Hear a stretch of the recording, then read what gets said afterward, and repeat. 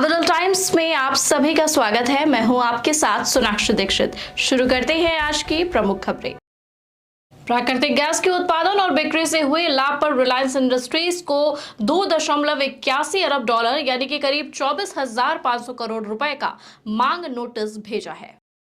भारत के विदेश मंत्री एस जयशंकर ने लंदन में ब्रिटेन के पीएम से की मुलाकात। रूस यूक्रेन युद्ध पर भी चर्चा हुई। बम धमाकों से दहला पाकिस्तान का खैबर पख्तूनख्वा, 9 लोगों की मौत, 25 गंभीर रूप से घायल। इस साल भारत मोबाइल कांग्रेस यानी कि आईएमसी 8 से 11 अक्टूबर 2025 के बीच आयोजित होगी।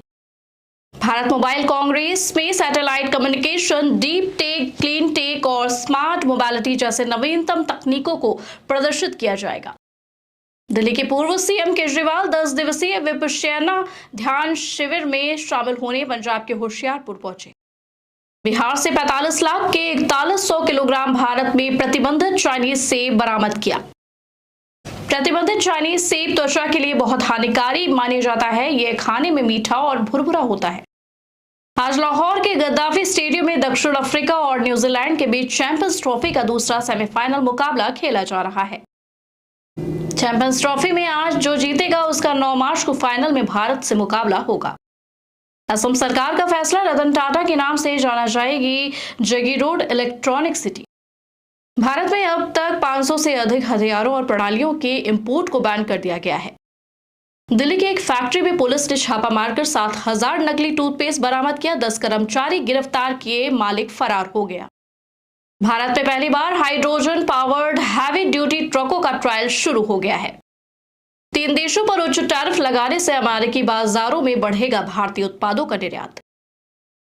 पत्रकार चित्रा सुब्रमण्यम की नई किताब में दावा किया गया है कि भारतीय नौकरशाहों ने स्वीडिश कंपनी बोफोर्स के अधिकारियों को यह बताया था कि तत्कालीन प्रधानमंत्री राजीव गांधी को घोटाले से मुक्त करने के लिए क्या कदम उठाने चाहिए। इजरायली सेना के बड़े पैमाने पर सैन्य अभियान के दौरान एक वरिष्ठ ब्रिगेड कमांडर और एक अन्य फिलिस्तीनी की मौत हो गई। अमेरिका में आयात होने वाले कृषि उत्पादों पर नया टैरिफ लागू किया जाएगा। साउथ स्टार अजित कुमार की एक्शन थ्रिलर फिल्म विदामो याची ने ओटीटी पर धमाका कर दिया है। बांग्लादेश के मोहम्मद यूनुस की अकड़ ढीली पड़ गई। उन्होंने कहा, भारत के बिना बांग्लादेश का काम नहीं चल सका। कई दिनों के बाद बाजार में आज हरियाली देखने को मिली। सेंसेक्स और निफ्टी दोनों हरे निशान पर खुले। केंद्र सरकार ने गोधरा कांड के 14 गवाहों की सुरक्षा हटा दिया है। उत्तर प्रदेश में बड़ा प्रशासनिक फेरबदल कर 41 पीसीएस अधिकारियों के तबादले किए गए। यूपी के रायबरेली में सलोन जगदीशपुर मार्ग 4 लेन बनेगा, जिससे अयोध्या जाना सुगम हो जाएगा। चंडीगढ़ में आज से किसानों का प्रदर्शन शुरू हो गया। अगले 1 हफ्ता तक धरना देंगे किसान नेता। मौसम विभाग के अनुसार 10 से 12 मार्च के बीच पहाड़ी राज्यों में दोबारा बारिश और बर्फबारी की संभावना है। कनाडा के प्रधानमंत्री जस्टिन ट्रूडो ने कनाडा की आयात पर अमेरिका के व्यापक टैरिफ के खिलाफ लड़ने की कसम खाई। मध्य प्रदेश के एक स्कूल में तेंदुआ घुस गया और फॉरेस्ट टीम के पहुंचने पर उसने हमला किया। तेंदुए को पकड़ लिया गया है।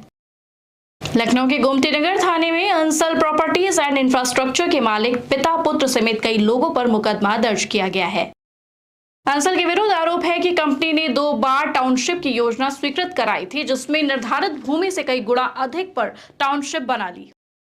लखनऊ में हजरतगंज के नदवा रोड पर तेज रफ्तार टाटा सूमो ने डिवाइडर पर सो रहे 4 मजदूरों को रौंद दिया, जिसमें 2 की मौत हो गई, 2 की हालत नाजुक है।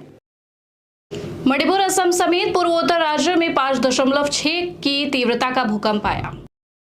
महाकुंभ 2025 में उत्तर प्रदेश पर्यटन निगम ने 100 करोड़ रुपए अर्जित किए। महाकुंभ के 45 दिनों में तकरीबन 55 लाख विदेशी पर्यटक आए। यूपी विधानसभा में अप्रैल से पास की नई व्यवस्था लागू होगी। मैनुअल पास निरस्त होंगे। यूपी के सीएम योगी ने सपा पर निशाना साधते हुए कहा, औरंगजेब को ये लोग अपना आदर्श मान रहे हैं। अमेरिकी डॉलर के मुकाबले आज रुपया 9 पैसे बढ़कर 87.10 पर पहुंच गया। रेलवे बेंगलुरु चेन्नई के बीच हाइपरलूप चलाने की योजना बना रहा है, जिसके बाद 30 मिनट में 300 किलोमीटर का सफर तय किया जा सकेगा। अमेरिकी राष्ट्रपति डोनाल्ड ट्रंप ने कहा कि अमेरिकी पनामा नहर और ग्रीनलैंड को लेकर रहेगा। यूपी में योगी आदित्यनाथ ने आउटसोर्सिंग कर्मियों की नियुक्ति के लिए कॉरपोरेशन के गठन की घोषणा की। भारतीय प्रतिस्पर्धा आयोग ने अडानी समूह की कंपनी अंबुजा सीमेंट्स को ओरिएंट सीमेंट लिमिटेड में बहुलांश हिस्सेदारी खरीदने की मंजूरी दे दी है। लखनऊ बलिया हाईवे पर बीती रात हुए भीषण सड़क हादसे में 2 युवकों की दर्दनाक मौत हो गई। चमोली के गोविंद घाट पे आज सुबह पहाड़ी टूटने से हेमकुंड साहिब को जोड़ने वाला पुल टूट गया। आंध्र प्रदेश के सीएम नायडू के भाई की कार दुर्घटनाग्रस्त कंटेनर में मारी टक्कर। मायावती ने रणधीर बेनीवाल को बीएसपी का नेशनल कोऑर्डिनेटर नियुक्त किया। ऑस्ट्रेलियाई क्रिकेट टीम की कमान संभालने वाले स्टीव स्मिथ ने वनडे से संन्यास ले लिया है। दक्षिण भारतीय फिल्म अभिनेत्री रान्या राव को सोने की तस्करी के आरोप में गिरफ्तार किया गया है। बेंगलुरु में डीआरआई कैंपेगौड़ा अंतर्राष्ट्रीय हवाई अड्डे पर 12.56 करोड़ रुपए मूल्य की विदेशी मूल की सोने की छड़ें ले जा रही एक यात्री को गिरफ्तार किया। चीन ने कहा, अगर अमेरिका युद्ध ही चाहता है, फिर चाहे वो टैरिफ युद्ध हो या फिर व्यापार युद्ध या किसी भी तरीके का युद्ध, तो हम तैयार हैं। 3 जुलाई से शुरू होगी अमरनाथ यात्रा। 9 अगस्त तक श्रद्धालु कर सकेंगे बाबा बर्फानी के दर्शन। फिलहाल के लिए बस इतना ही। ऐसे ही देश और दुनिया की खबरें देखने के लिए बने रहें अवधल टाइम्स के साथ। धन्यवाद।